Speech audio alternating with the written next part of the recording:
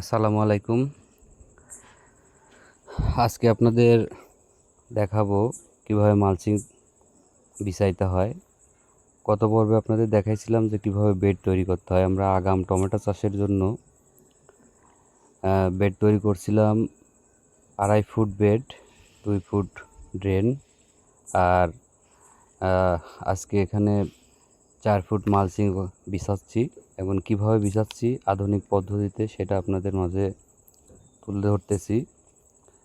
আসলে সচরাচর আমরা সবাই জানেন যে মালচিং পেপার বিছায়ে 2 সাইডে মাটি তুলে দেয়, কিন্তু এবার অতিরিক্ত বর্ষার কারণে আমরা বেডটা একটু উঁচু করছি, প্রায় 16 ইঞ্চির মতো উঁচু করছি, যে কারণে 2 সাইড দিয়ে মাটি দেওয়া সমস্যা বেডের, যে কারণে আমরা একটা দেশীয় প্রযুক্তিতে বা দেশীয় পদ্ধতিতে একটা মালচিং আটকানোর জন্য একটা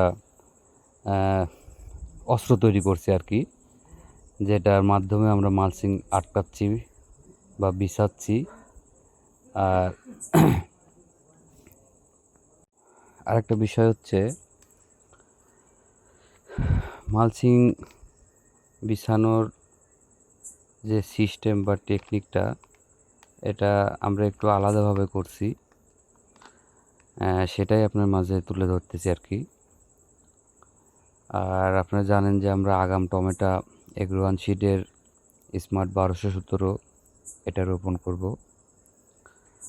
আর হচ্ছে আপনার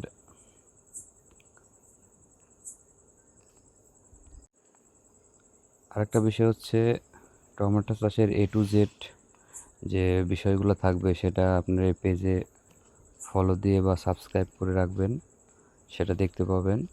আমরা গত পর্বে যেটা দেখাইছিলাম এই পর্বে মালচিং বিছানো দেখাচ্ছি, এবং আগামীতে চারা রোপণ, তারপরে গাছে যে ডিঞ্চিং ব্যবহার করা হয় সেটা কিভাবে দিব, সব কিছু আপনাদের দেখাবো।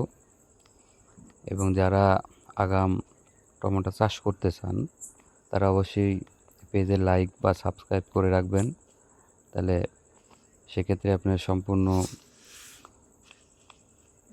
টমেটো চাষের A to Z জানতে পারবেন।